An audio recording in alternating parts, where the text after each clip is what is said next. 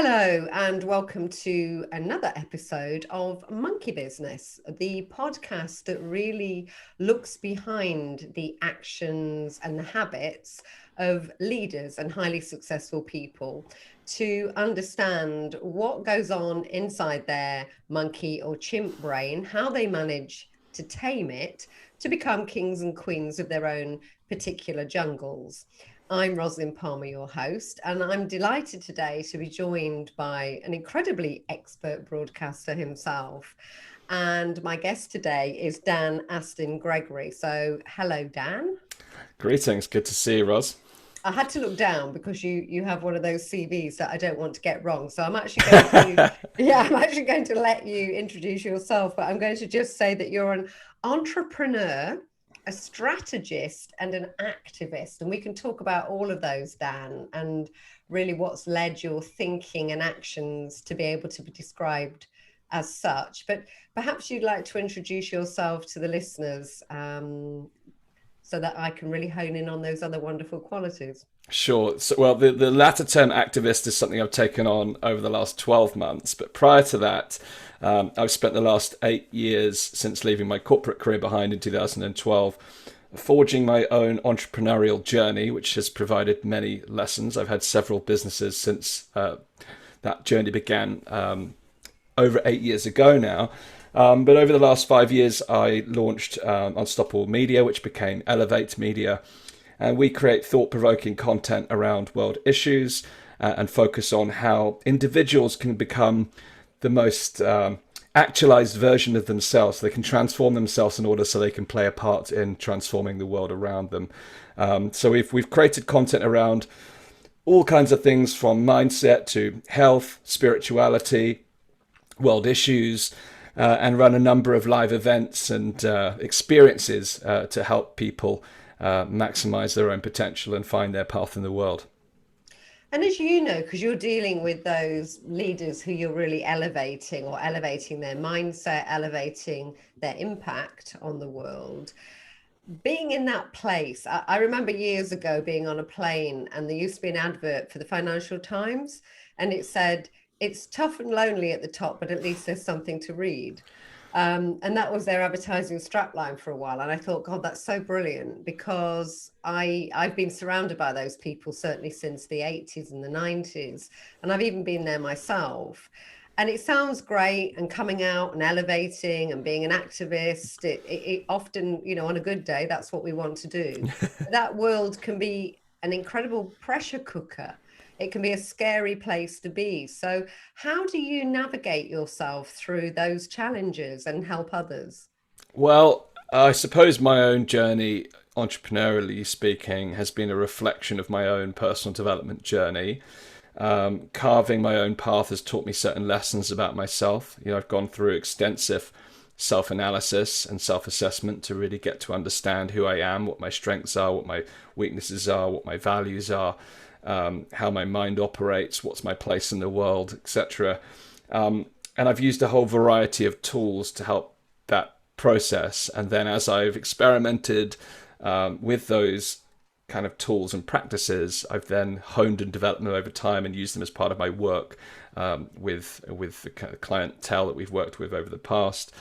And there's a whole series of important life lessons I've learned from doing that. And one of the biggest pieces of one of the biggest tools that I've really leaned upon over the last decade is journaling, which is one way that I use to self-inquire, to understand what's going on in my mind, what's the particular nuances of any given challenge that I'm facing, what's my current thinking around that particular challenge, how am I feeling around that particular challenge, trying to assess what the kind of root cause is beyond the surface level problems that I'm experiencing, and then trying to look for any patterns that could be occurring in order to then develop a series of proposed solutions or ways forward. So I've used a whole series of tools. I face a lot of challenges like any of us that strive to push the to avoid the cliche, but to push the needle to go beyond current set of circumstances. So challenges are something that come along the way frequently, and actually in many ways I've learned to embrace challenges as part of the growth curve that are actually part of the process of altering that trajectory. And it's a message that I try to share with others as well. Actually, is that the further you shoot, the more challenges you'll face, and actually they're actually learning opportunities, they're growth opportunities, and they're there to strengthen you. And I very much experienced that in the last 12 months in the kind of path that I've taken. Yeah, I'm going to come back to that in a moment. In the if it doesn't kill you, it makes you stronger area. Yeah. I've just developed an online course myself called the Realigned Leader, and I'm drawing on 25 plus years experience of having gone through lots of personal development myself, and now sitting as a therapist and coach. It's not for everybody. And I suppose hearing what you're saying about I've created this set of tools, it sounds like a nirvana. What have been the ones along the way that really haven't worked for you? And what are your, apart from journaling, your really go-to turnkey ones, Dan? Well, I suppose to give it a bit of backdrop drop to that question, when I grew up, I had no self-confidence. I was very quiet. I had very little self-esteem. I had plenty of friendships, but I was very much the kid who sat in the corner, and that extended right through to my teenage years and even into my university days. It really took many years of self-inquiry and self-development to puncture that self-limiting series of barriers that were effectively holding me captive in my own body. And people wouldn't believe it now. I did broadcast. I've spoken on stages in front of 50,000 plus people, and people think you're crazy. How do you do those things? If my 5-year-old, 10-year-old, 15-year-old, 21-year-old self could see how I operate now, they would see a different person. And in fact, many ways, when I look back through my past and look at the different iterations who I've been and now who I've become, I almost see myself as different characters as I've evolved. So I wanted to say that to pre-frame the kind of work that I've done to really come face to face with those inner barriers, those inner limitations, those inner guiding thoughts that tell you that you're not enough, or that tell you that you don't have the skills or experience to do what you're trying to do, even if the evidence suggests otherwise. It's those inner voice, that inner dialogue that prevents us from moving forward, in addition to the fears that we have. And it's very interesting. I was with my family at the weekend down in Devon. And always when I speak to my parents about my past and when I was a kid, I go back to the space of when I was growing up, and I had a lot of fears around things. I had a lot of external fears, and that's largely stemmed from was I had a very loving family and a very supportive family. My mother was always very paranoid. She's almost somewhat of a hypochondriac, and her reactions to my activity as a child led to passed on as a fear. So those fears then manifested differently as an adult. They could be emotional fears. I didn't have so many of the physical fears. My mother would freak out anytime she'd walk in long grass thinking of snakes. I didn't ever have that level of fear, but it manifested in different ways. So in terms of the tool sets that I've developed over time, firstly, learning how to come face to face with my own inner dialogue and to be able to tune in to the patterns of thought, the patterns of feeling that underpin the actions that I'm taking or not taking, importantly, because many of the limiting patterns actually led to inaction and procrastination and perfectionism over action and productivity. So the first thing I learned how to develop was a set of tools to self-inquire around what is going on in my mind, what are the patterns, what are the inner voice patterns that I'm following that is therefore determining the steps that I'm taking. And that now has become an ingrained part of who I am. It's a regular process. Every 90 days I'll examine what are my dominant thought patterns, how am I constraining myself, what are some of the feelings, what are some of the repeat feelings I'm having, is there anger, frustration, and then leaning into what do those feelings represent and what do they mean.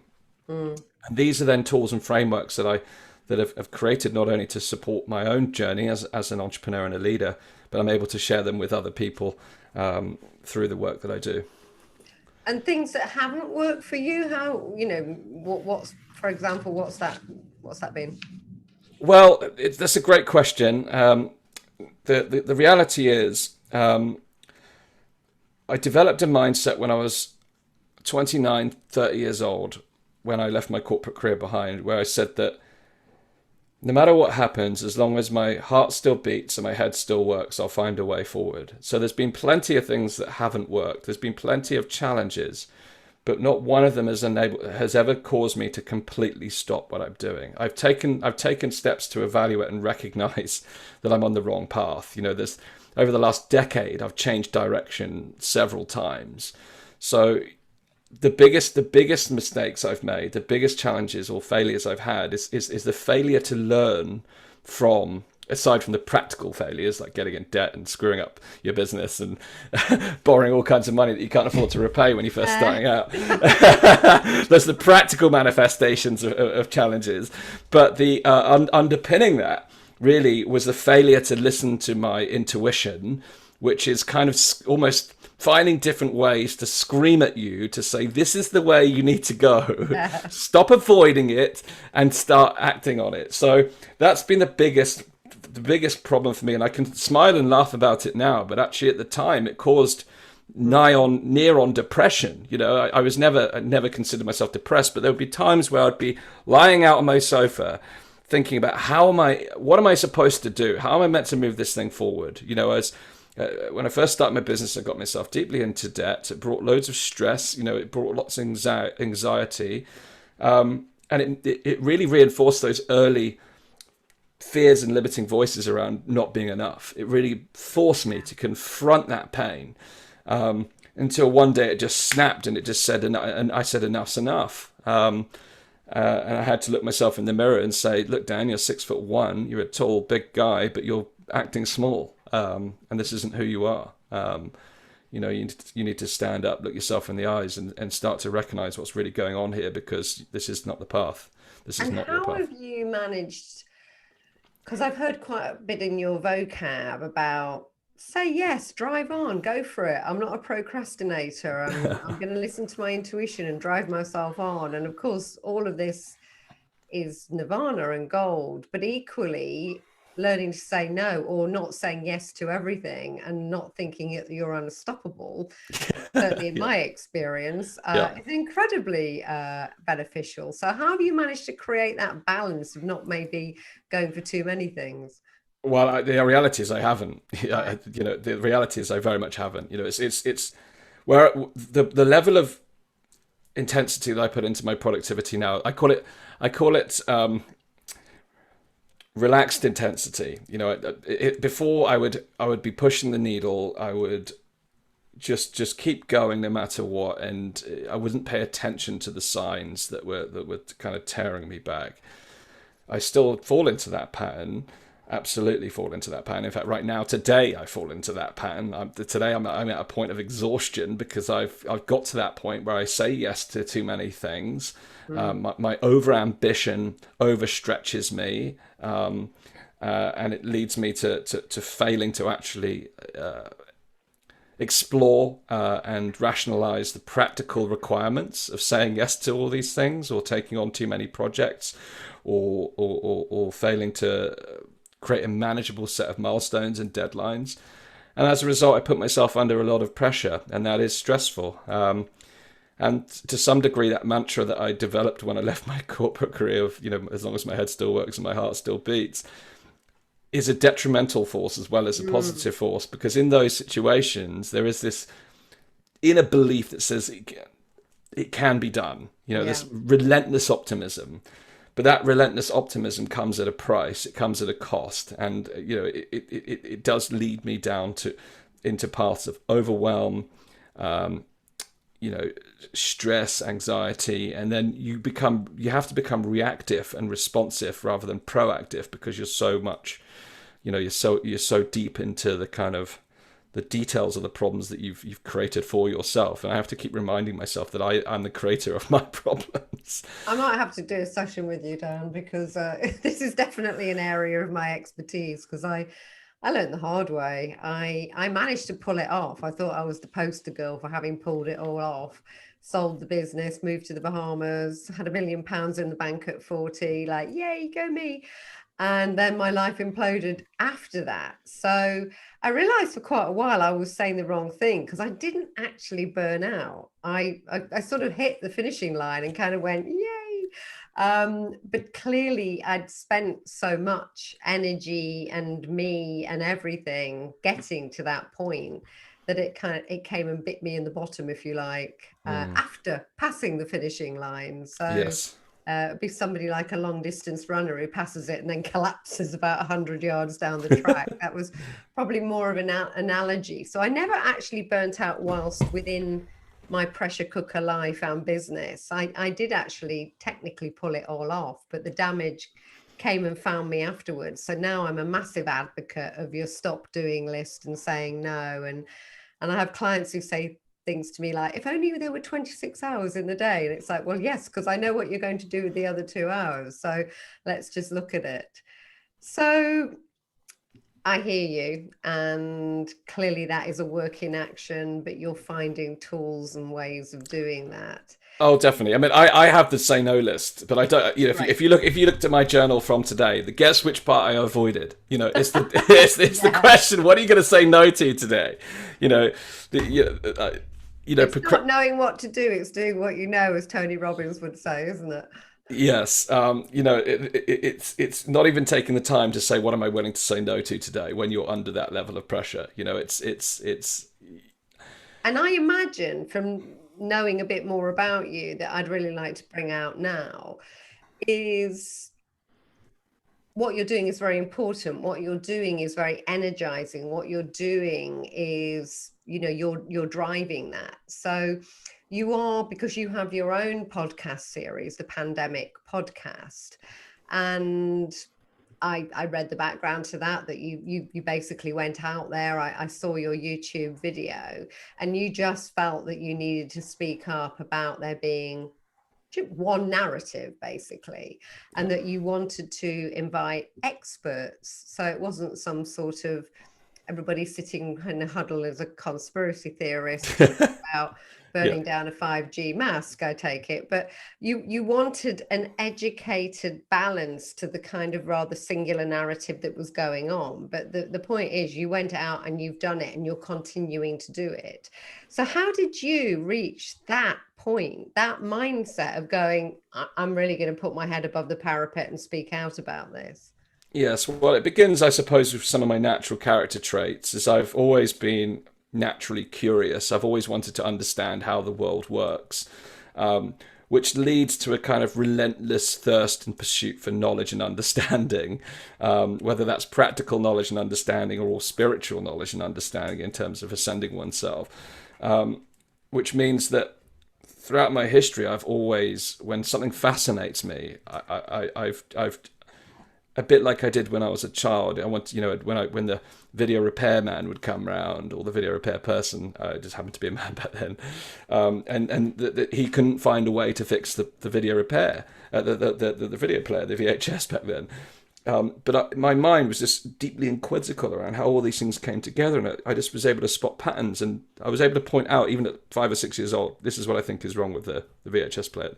And the guy was like, I think you're absolutely right, and he fiddled around with it, and all of a sudden it started working.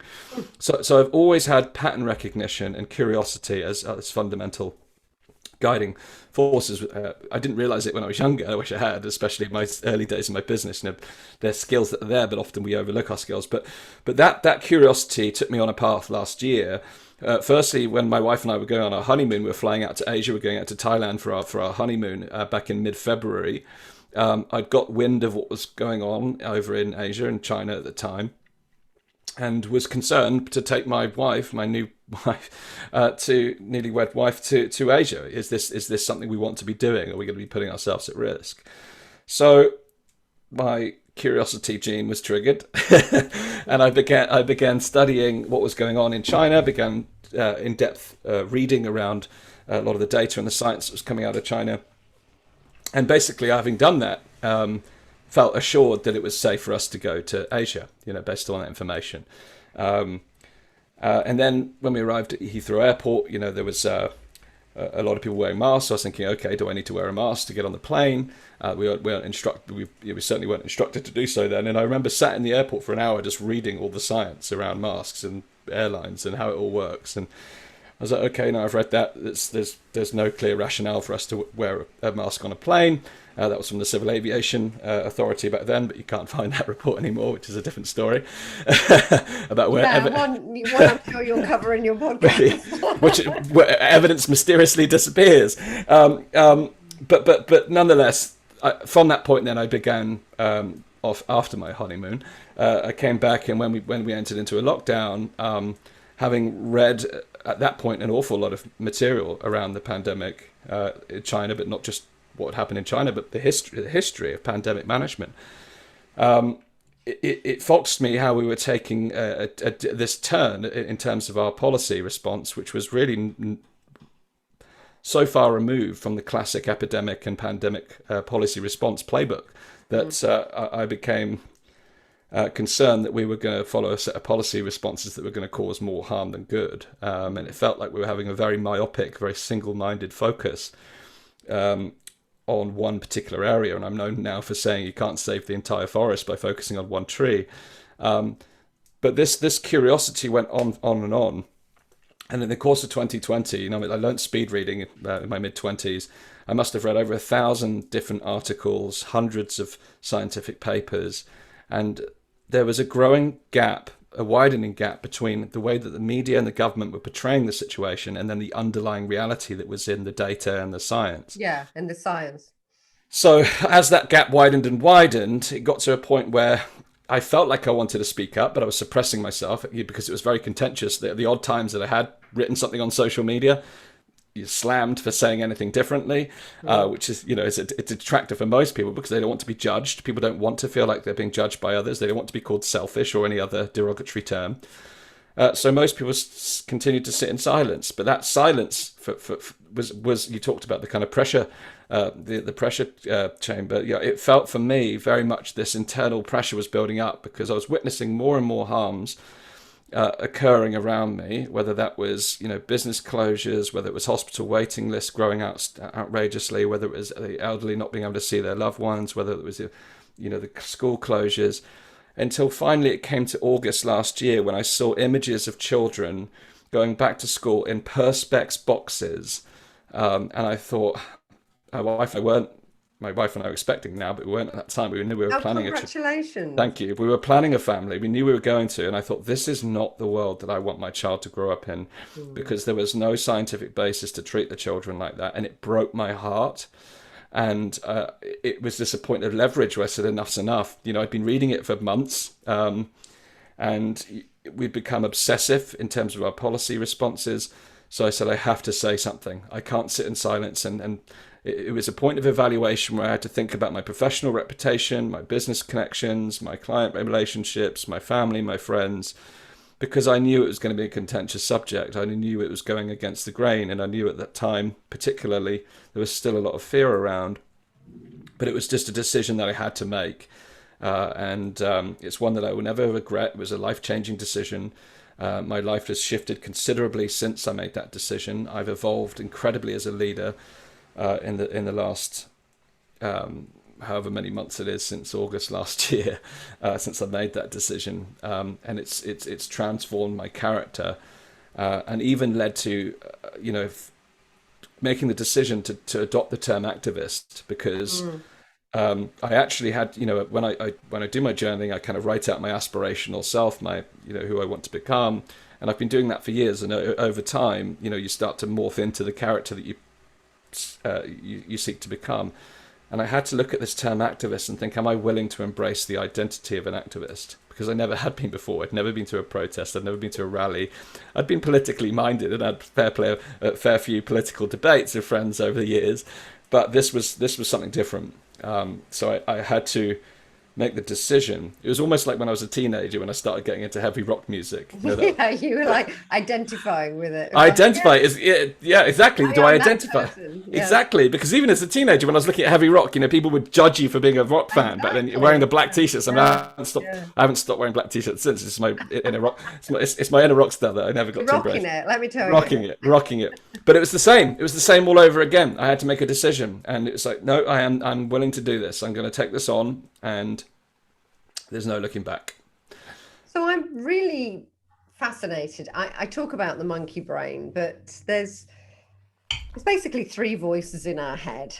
There's more than just the monkey chatter, that one on your shoulder, which often is very negative.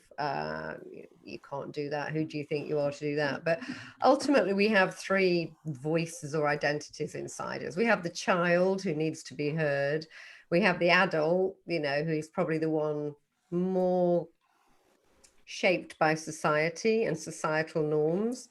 And we have the sage, if you like. So I would imagine, and I'm very interested to hear you tell me your take on this, that reaching that conclusion to step into that role of activist, to step forward, to stop the pressure cooker and to speak out, you've got the child who really does need to be heard. The child is, something's wrong here. I've read all these studies, things are disappearing, it's not really adding up. You've got the adult, which is, stop it. Yeah. Clever people are telling us what to do. The people in charge are directing us, and everybody else seems to be going along with it. Do you want to be that voice that's shouting the opposition? Do you really want to step into this arena and bring that much attention to yourself? And then you've got the sage. So I'm going to ask you about the sage, because that's really about what you've learned through that journey. But did that internal voice go something along those lines? 100%. It was even up to the minute when I pressed record on the video that went viral. It was just, my inner voice was saying, are you really going to do this?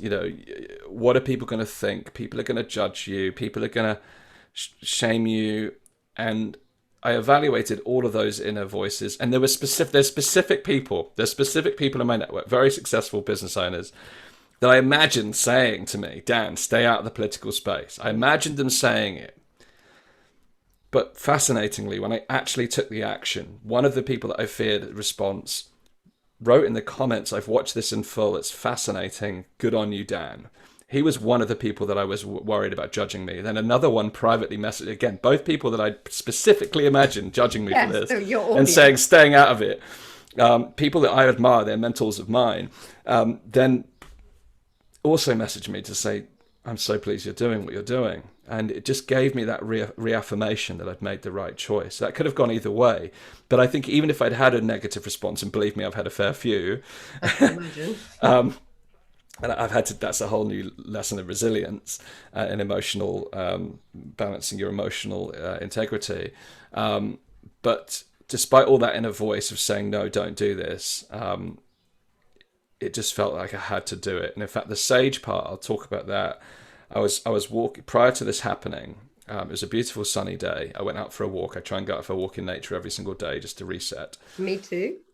Beautiful experience. I did it just before we came on here as well. You do know my book's called Reset, don't you? No, I don't. Yeah, that's amazing. Yes. And I wrote it 3 years ago, so I'm not jumping on the bandwagon, everybody.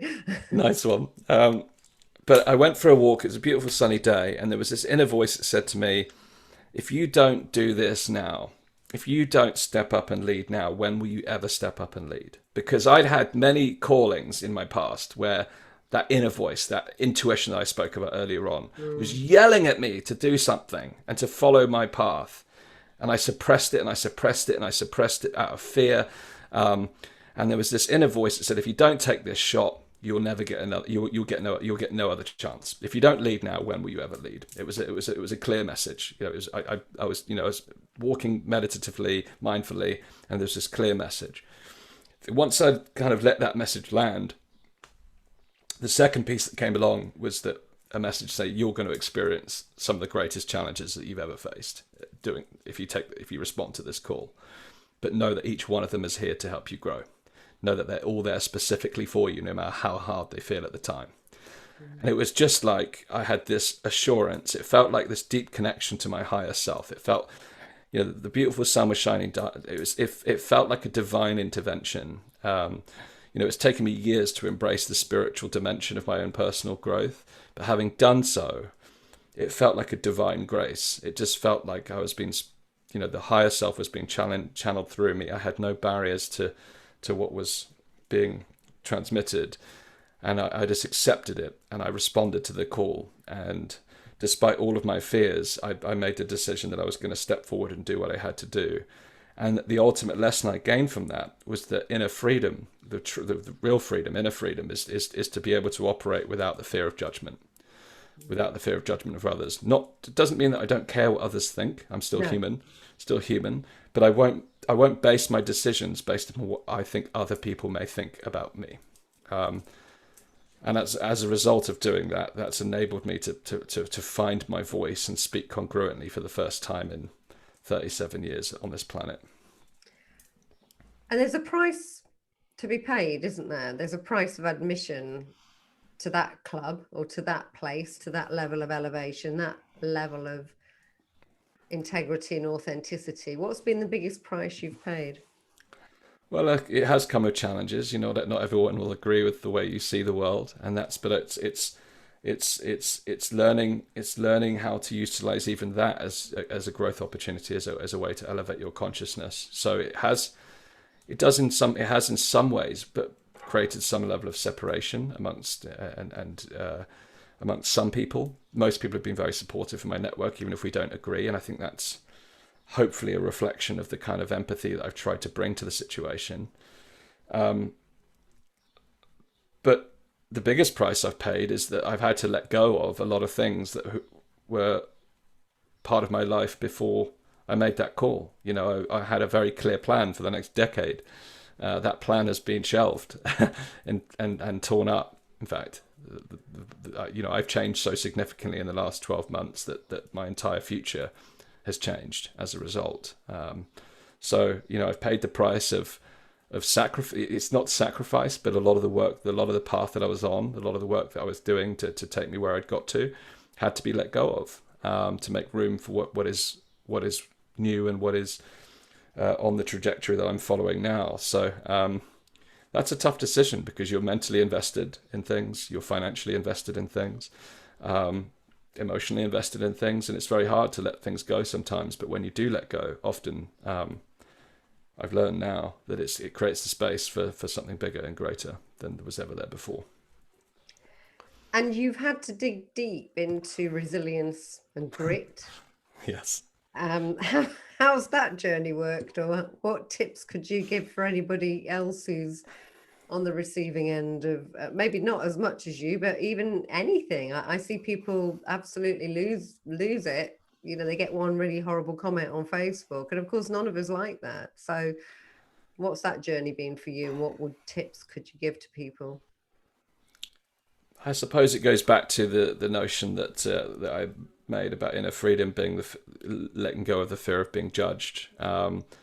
It's trusting in my own intuition, in my own values, my own integrity to guide me. Of course, I will respond to feedback, and I'll look for every negative comment as an opportunity to learn. But it's ultimately about not taking it personally. I think for over a decade, if not longer, anything negative I would take as a direct criticism. I'd take it personally. I'd take it to heart, and I'd find pain in that.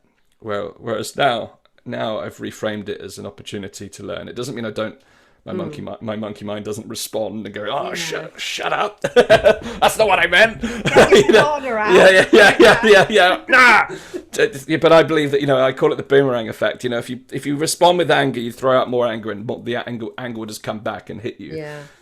So if someone is there's a difference between valid criticism, which is potentially focused on a blind spot or a misinterpretation, or there's a piece of missing understanding that's led to a different conclusion, versus someone who is being someone is displaying animosity to you, and I've had that, and I just I just try and send love, because that in many ways is a barrier. It's a block. It stops that anger reaching me because I'm projecting love. But also my experience outside of this situation has shown me that if someone is responding with anger, they're usually in pain or trauma of themselves. Yeah, absolutely. It's normally a reflection of something that's happening in Fear, their isn't life. it? It's fear. So, and to me, love is the greatest antidote. So it's created these challenges. So number one, it's been about really understanding that nothing is personal, even if it feels like it. It's not always true, but it's good to look at it that way. I found it's good to look at it that way. And secondly, in terms of the magnitude of the work that I've taken on now, some significant projects beyond anything that I've ever entertained in the past. Something that could potentially have global impact.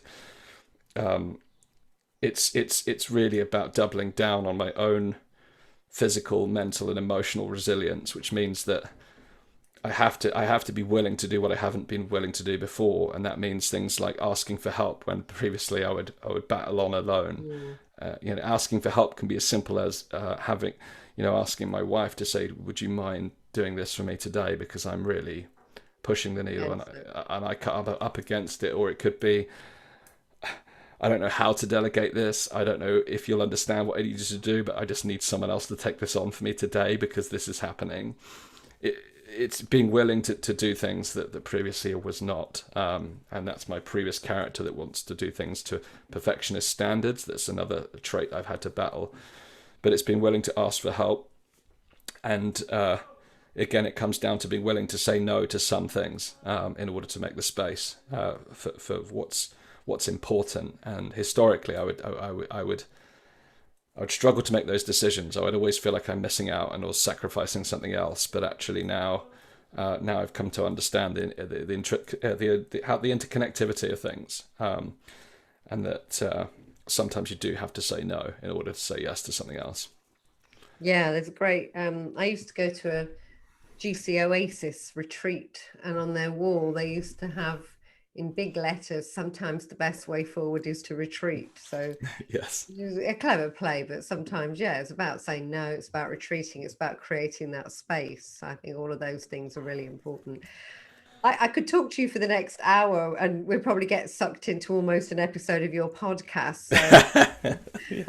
because I did see something that made me incredibly sad, without really, just in terms of humans judging humans based on fear, which was a headline on one of the breakfast TV shows. I don't know where it was from. I just saw a still on Twitter where they were asking a question, and the question was, in the UK, with 75% of people vaccinated, is it time to ditch your unvaccinated friends and family? And that just makes me so sad. I mean, it's wow. And for the media to be driving that agenda of fear and division, Yeah. just breaks my heart. So Same. Yeah. I'm sure we're on the same page on that one. Absolutely. So Yeah. I like to end with a couple of questions, and I'll also love to end by letting people know how they can get hold of you, which I'll do in a moment. But what's the one question I haven't asked you that you'd perhaps like to ask yourself? Yeah, so this one I tried to prepare for, but you can't really prepare for until you're actually in the session. I suppose the question that I wouldn't want you to ask is what drives me, because that's the one question that I've grappled with all my life and never really concretely being able to understand. I found a sense of mission, I found a sense of purpose, but I can't quite find the why behind the why. So the question I wouldn't want you to ask me is what drives you, what motivates you. That was going to be my second question. Well done for asking it and answering.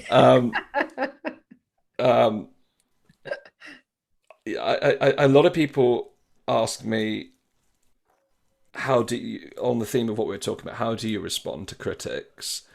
And a lot of people are actually, what they're really looking for is, how do I persuade someone else around to your point of view?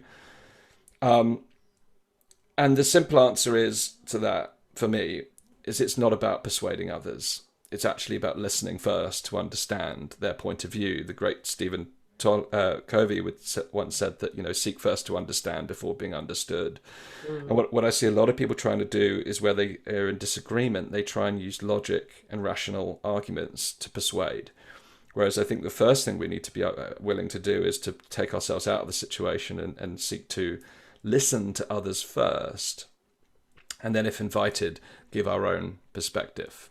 Because I think it's futile to try and persuade others who, particularly if they're communicating out of fear. Fear has a way to close people down. So I think a lot of people may find value in answering that question. Well, you've already kind of answered my second question, which is what is the question you don't want me to ask you? So thank you for that. Is there anything else you'd like to add before I ask you for the details of where people can find your pandemic podcasts and other ways of getting in touch with you? Only that I do believe that this is a wonderful. We are the pandemic. No matter what you feel about the situation, has offered the single greatest opportunity, I believe, for us to individually assess our own priorities, but also to collectively begin to address some of the wider issues that our world is facing. And I think it's a call to action to people to become their own leaders and to begin to lead change not only in their own lives but in the world around them. I think it's in the way that I felt that respond to that call in that moment. My call to you, listening or watching this show, is pay attention to that call Mm, and listen to it, because when it comes, it's your turn, and yeah. together we can make a real change in the world. Well, thank you so much, Dan. And how can people get hold of you?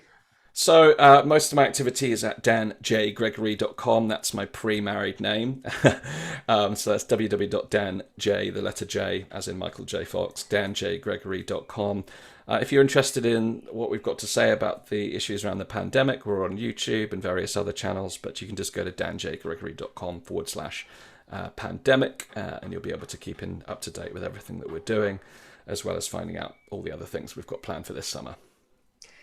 And I think on a positive note, because I asked you what was the sage again, and I asked you about what was maybe the pain learning. On a positive note to end, what would be your biggest takeaway from the journey you've just been on since last August? Oh, it's just all about love. You know, the more you can expand love in your soul, the more that we can become the fullest, greatest versions of ourselves, but that magnifies and amplifies around the world. And if there's anything that this world needs right now, it's more love. It's created the space and the willingness to find love within. That's why I've got that thing on my bookcase. I love it. Great reminder. Thank you so much, Dan. It's been incredible. I could literally talk to you for the next 3 hours. I'm going to absolutely catch up with all the episodes of your pandemic podcast. I'm also a seeker of knowledge and understanding. So it really speaks to me in all of that area. And I'm sure a lot of people listening who really do want to elevate themselves. And so it's part of that journey. So thanks very much for being my guest on Monkey Business. And you've been listening to Dan Astin-Gregory and I, Rosalind Palmer. Do tune in again in 2 weeks' time for more episodes of really the thinking behind the habits and activities and often maverick qualities of great leaders. Thanks very much.